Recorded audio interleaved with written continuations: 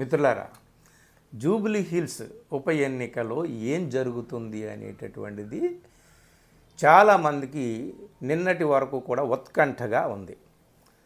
కొందరు మిత్రులు బీహార్ ఎలక్షన్ గురించి ఇంత కంటిన్యూస్గా చెప్తున్నారు కదా, మీరు జూబ్లీ హిల్స్ గురించి మాట్లాడండి, ఎందుకు మాట్లాడటం లేదు అన్నప్పుడు నేను 11 రోజుల క్రితమే ఒక వీడియో చేశాను. జూబ్లీ హిల్స్లో బలాబలాలు తారుమారు అని హెడ్డింగ్ పెట్టి మరీ చేశాను. ఎందుకు అప్పుడే చెప్పాను. ఏం చెప్పానో ఒక్కసారి మీరు ఆ వీడియో తిరగేసి చూడండి. ఒకటి, కేటీఆర్ కానీ హరీష్ రావు కానీ ఇది రేవంత్ రెడ్డిని రెచ్చగొడుతున్నట్టు మాట్లాడారు. ఫస్ట్ ఆఫ్ ఆల్ తొడగొట్టి మీసం మేలేసి చూసుకో, 2 సంవత్సరాలు నీ ప్రభుత్వం యొక్క పనితీరు మీద ప్రజలు ఇస్తున్నటువంటి తీర్పు ఈ జూబ్లీ హిల్స్ ఎన్నిక అని చెప్పి, కావాలంటే చూసుకో, నువ్వు రా, అది ఇది అని చెప్పేసి వాళ్ళు చాలా మాట్లాడారనమాట.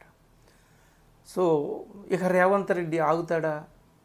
అసలే ఏదో అధిష్టానంలో ఆయన పట్ల అసమ్మతి ఉందని, ప్రజల్లో చాలా అసమ్మతి ఉందని, ఇంకేముంది ఈ ఉప ఎన్నికలో కానీ కాంగ్రెస్ ఓడిపోతే రేవంత్ రెడ్డిని అయితే ముఖ్యమంత్రిగా దింపి పాడేస్తారని, రేవంత్ రెడ్డి ప్రభుత్వం కూలిపోవచ్చని అనేక రకాలుగా ప్రచారాలు జరుగుతున్నప్పుడు రేవంత్ రెడ్డి ఊరుకుంటాడని చెప్పాను నేను.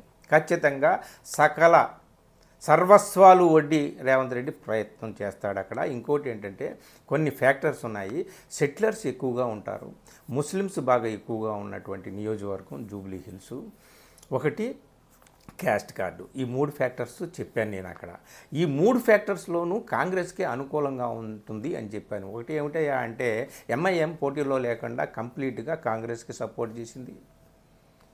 అజారుద్దీన్కి మినిస్టర్ ఇస్తున్నారు, ప్రకటించారు. సో ఈ ముస్లిమ్స్ కంప్లీట్గా గంపగుత్తుగా కాంగ్రెస్కి అనుకూలంగా ఉండే అవకాశం ఉంది.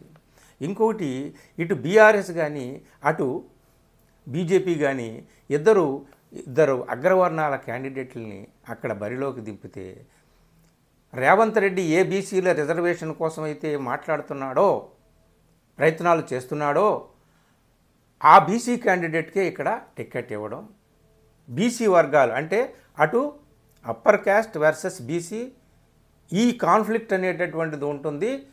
ఆ మేరకు బీసీ వర్గాల సానుకూలత బీసీ క్యాండిడేట్కి ఉంటుంది, కాంగ్రెస్ క్యాండిడేట్కి ఉంటుంది అని కూడా చెప్పాను. ఇంకొకటి, సెటిలర్స్ ఎప్పుడూ కూడా ప్రభుత్వంలో ఎవరు ఉంటారో వాళ్ళకు అనుకూలంగా ఉంటారు సిటీలో. ఎందుకంటే వాళ్ళతో లావాదేవీలు, బస్తీల్లో ఉన్న వాళ్ళ దగ్గర నుంచి బంగ్లాల్లో ఉన్న వాళ్ళ దాకా ప్రభుత్వంలో ఎవరుంటారో వాళ్ళతో పనిపాట్లు ఉంటాయన్నమాట. బస్తీల్లో ఉన్నవాళ్ళు ఓట్లు వేయకపోతే వాళ్ళ మీద బుల్డోజర్లు నడపచ్చు.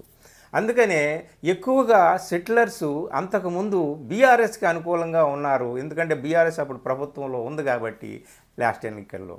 ఈసారి సానుభూతి ఉండకపోవచ్చు అని చెప్పేసి బీసీ ఓట్లు, ముస్లిం ఓట్లు, సెటిలర్స్ ఓట్లు ఖచ్చితంగా కాంగ్రెస్కే వచ్చేటటువంటి అవకాశం ఉంది. కాంగ్రెస్ తాము చేయలేని పనులు ఎలాగూ చేయలేకపోయాం, దానికి ఉన్నటువంటి సాధక బాధకాలు ఏంటో చెప్పుకొని చేసిన పనులన్నా చెప్పుకోవాలని చెప్పేసి చెప్తూ ఈ ఫ్యాక్టర్స్ ఉంటాయి. ఇంకొకటి, సానుభూతి అనేటటువంటిది ప్రతిసారి పని చేయదు అని చెప్పి కొన్ని ఉదాహరణలు కూడా నేను చెప్పాను. దుబ్బాకతో సహా ఆంధ్రాలో జరిగినటువంటి ఉప ఎన్నిక, తెలంగాణలో జరిగిన ఉప ఎన్నిక ఎట్లా ఉంది అనేటటువంటి ఉదాహరణ కూడా చెప్పి నేను ఏ విధంగా చూసినా సరే కాంగ్రెస్కే ఇక్కడ ఎక్కువగా అనుకూలంగా ఉంటుంది అని చెప్పి నేను ఆ రోజే చెప్పాను. 11 రోజుల క్రితం నా వీడియో చూడండి. ఇప్పుడు ఎగ్జిట్ పోల్స్ ఆ విధంగానే ఏకంగా 5% నుంచి 10% దాకా ఆధిక్యత కాంగ్రెస్కి ఇచ్చారు. చూడండి, ఒకవేళ నిజంగా బీఆర్ఎస్ గెలిస్తే ఆశ్చర్యపోవాల్సిన అవసరం లేదు. 3 సార్లు కంటిన్యూస్గా వాళ్ళే గెలిచారు అక్కడ. కానీ అయినప్పటికీ కూడా వాళ్ళు రెచ్చగొట్టారనమాట. ఇదొక రెఫరెండం కాంగ్రెస్ గవర్నమెంట్ మీద అని చెప్పేసి వాళ్ళు ప్రచారం చేశారు. దాన్ని ప్రెస్టేజ్గా తీసుకున్నాడు రేవంతే కాదు, రేవంత్ వెనకాల మొత్తం కాంగ్రెస్ శ్రేణులన్నీ నిలబడ్డాయన్నమాట. సో ఎగ్జిట్ పోల్స్ బీహార్లో కరెక్ట్ కాకపోతే ఇక్కడ కూడా కరెక్ట్ కాకపోవచ్చు కదా, అక్కడ ఒక రకంగా చెప్పి ఇక్కడ ఒక రకంగా చెప్పేవని మీరు అనవచ్చు. ఎందుకంటే ఎలక్షన్ కమిషన్ అనేటటువంటిది గోధి మీడియా అనేటటువంటిది ఎవరి చేతుల్లో ఉంటుంది ఏమిటనేది మనకు తెలుసు. ఇక్కడ ఉన్నది కాంగ్రెస్ గవర్నమెంట్, ఎన్డీఏ గవర్నమెంట్ కాదు, బీజేపీ గవర్నమెంట్ కాదు. సో ఎలక్షన్ కమిషన్ ద్వారా మేనేజ్మెంట్ చేయడానికి ఏమీ అవకాశం లేదు. పోల్ మేనేజ్మెంట్ అయితే కొంతవరకు చేయొచ్చు అధికారంలో ఉన్నటువంటి వాళ్ళు. ఏది ఏమైనా నేను 10 రోజులు 11 రోజుల క్రితం చెప్పినటువంటిదే ఈరోజు కాంగ్రెస్ పార్టీకి అనుకూలంగా ప్రజలు స్పందించారని చెప్పేసి నేను చెప్పింది నిజమైంది అని చెప్పడం కోసం ఈ వీడియో ఏమవుతుందో 14వ తేదీని ఎలాగో తెలుస్తుంది. ఇది మిత్రులారా, ఒకసారి మళ్ళీ మీరు నా వీడియోని తిరగేసి చూడండి. 11 రోజులు వెనక్కి వెళ్ళి చూడండి నేనేం చేశాను.